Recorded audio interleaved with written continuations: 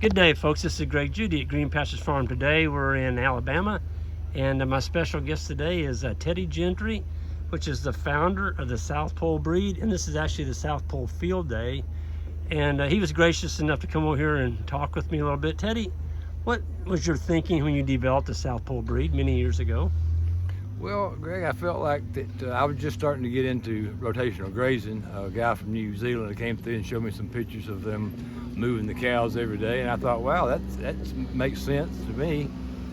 But I didn't have the cattle that could stand it. I'd put my Herefords out there and lock them on the pasture, and it'd get 90 degrees, and they'd be standing with their tongues hanging out.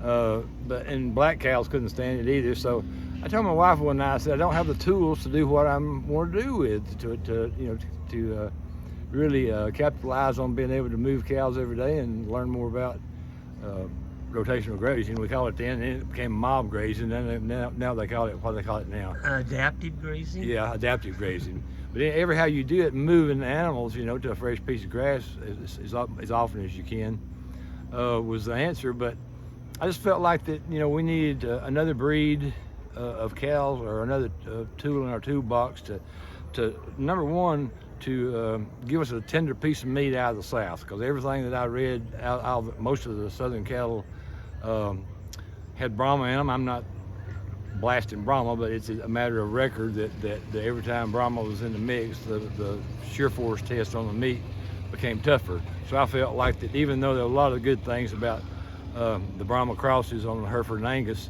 for Brangus and Brayford, that we could beat that with a breed that was more tender, was easier to move, very gentle, and that's the goal that we set out to try to put together. And it was a matter of a learning curve. It took me 4 or 5 years to really put the pieces together before I found out really what I wanted. I discovered the Centipole from the Virgin Islands to start with. And that was one of the big keys, because in one generation, Greg, the Centipole could slick a hairy red Angus. Yes. And so I knew I was onto something then. That's something we had to have, was slick hair, I felt, in our, especially off of the fescue. So then Frank Felton in Missouri introduced me to the Barzonas, and the Barzonas brought a lot of good things to the table too. Not only slick haired and heat tolerance, but small calves, really good udders. A lot of the good things, hardy cattle that you didn't have to get up and doctor all the time. And they were from the Bard family in Arizona? Yes, that's correct. They were a composite put together by the Bard family back in the 40s and 50s, and some of the same blood Afghaner, I think, that went into the Jan Bosmar breed in South Africa was some of the same genetics on the King Ranch, and they got some of these bulls from the King Ranch, and the Bard family did, and crossed on some of their Hereford and Angus, and gave them the heat tolerance that we were looking for too. And then also, it just so happened that the Afghaner, I think, is really good, high-quality meat. And so that, again, bringing that in, the Centipole was very tender. The first data we did on the Centipole Red Angus crosses, Greg, we sent it to Colorado State, and the guy that drove it up called me so excited. He said it was so tender you cut it with a butter knife. And so after they aged it for about 14 days, and they put it through the test and everything, but. It's been better than I ever thought it'd be. I've been blessed. The good Lord's got me through times when I doubted myself that if it was worth trying to keep pushing on with this breed, and even had good friends of mine that says, Gentry, we don't need another breed. You're out just spinning your wheels, spending your money. And well, Teddy, what's amazing to me is you weren't from a cattle background. No, sir. You were raised on your grandfather's farm, cotton farm. Yes, sir. And you've done a little music in your life, quite a bit of music actually, but you didn't have any background in cattle. Didn't know one end of a cow from another. How in the world did you move forward? Studying, Greg. I studied. I got in the back of that bus, and then I got every magazine and book on cattle I could do, and if I had if it was 6 or 7, 8 o'clock at night before we played, I'd get up in the morning and find me some old cattleman around. And go visit and spend the day with them and try to learn all I could. But I had a real hunger and a passion to learn the real end of it, not to learn the fake end of it. Right. I'd been exposed to the show end and that kind of deal, But I wanted something that was real, that you could hang your hat on from a commercial production standpoint and say, this is my breed that will make money for me. Yep. And you were concerned about the Alabama cow guy out here on the farm, these small farms. They weren't making any money with these great big old cows, and that bothered you. well, it was impossible to make money with those big cows, because first of all, they weren't adapted. You were getting maybe 70% calf crop if you were lucky. Yep. And then having 1,500 pound cows, it's impossible for that cow to give you 50% of her body weight off of grass and still breed back every year. During hit a little tough time, she's gonna come up open. Yep. Those big cows do. So Yep. it's just common sense. The more I learned, Greg, the more I saw that the small cows were the ones that made money and lived the longest. Those big cows, they were structurally incorrect, and they'd be old by the time they were 8 or 9 years old. They were old. Yep. And got around like they were old. And I was out here a while ago. I saw a South Pole that was 10-year-old, and I thought she was a 2-year-old. She had a virgin udder, and she showed no obvious signs of being a 10-year-old cow. Yeah. And so that's, if we can breed cattle like that, will last to people, for people to their 14, 15, 16-year-old and never miss, then we're putting money in their pocket. Ka-ching, Yes. ka-ching. Yes. When our average cow in America now averages like 4.5 calves in her lifetime, She's done. and she's out of that. Yep. And one of the big reasons is udder. I mean, we talk about, that we're not a dairy breed, but I think the udder is just as important in beef cattle. A nice compact udder. Yes, as it is. That's what's going to last longer than the cow does. Yep. I tell people, if I got an udder that lasts longer than the cow does, then you're in business. Well, Teddy, I think what you've done is I know, you've put together a breed that farmers can purchase and put these out on their farm, and they don't have to go buy all these expensive supplements and protein licks and all this energy and grain, all this stuff that's taking money out of our pocket. And another big thing too, Greg, we don't talk enough about is that very few people in the South Pole have sales. The cattle will kind of sell themselves if people know you got them for sale, and I think that it saves the buyer and the seller, makes both of them money in the long run. Yep. Not to have to spend 20% of their money merchandise and having a sale. Absolutely.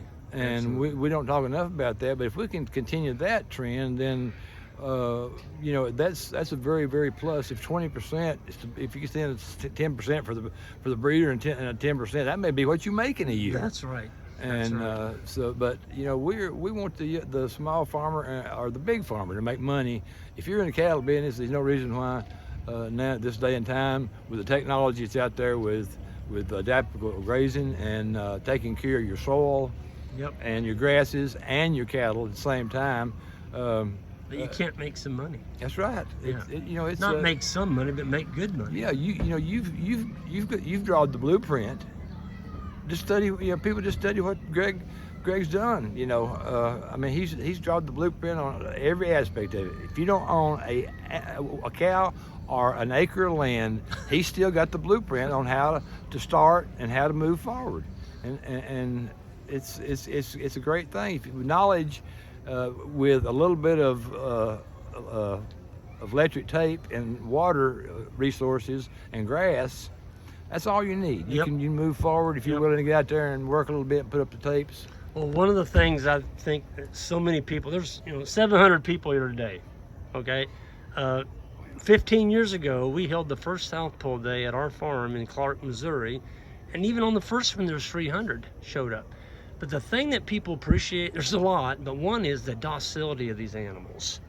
You don't want an animal running you out of the pasture, knocking you down.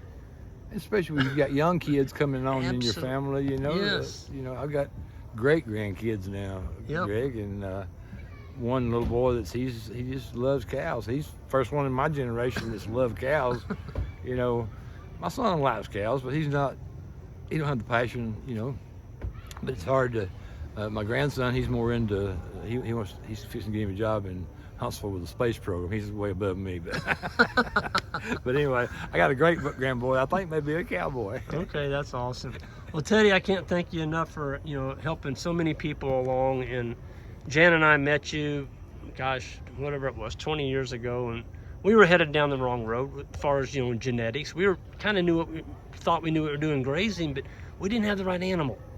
We had these hairy, long red Angus things that try and kill you if you put a tag in the calf's ear. They melted on grass.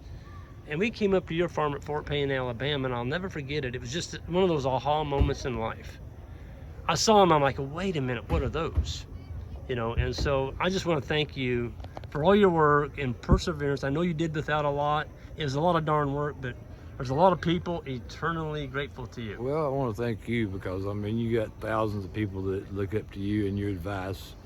And I remember we were having a sale. Nobody wanted little small grass cattle. And you called me either the morning of the sale or the morning before the sale and said, Teddy, I've got this much money to spend. I want you to buy me some cows. I said, are you coming to sell? No, you said, you know your cows. You said, just buy me some cows. And I sat there and bought what I thought was probably the best cows in the sale. You wound up with 22 cow-calf pairs and a bull. And I was so proud to be able to have been a part of your start in owning your own cattle. Yep. And now then I know you got more than 22. But it's, you know, thanks to you and Miss Jan for all the support you have given the South Pole breed, and you're the Pied Piper of the South Pole breed, in my opinion. That means a lot coming from you, Teddy. I know you get around a lot of people, and Jan and I hold you on a very high pedestal, one of the pioneers in this whole industry, and it's been awesome.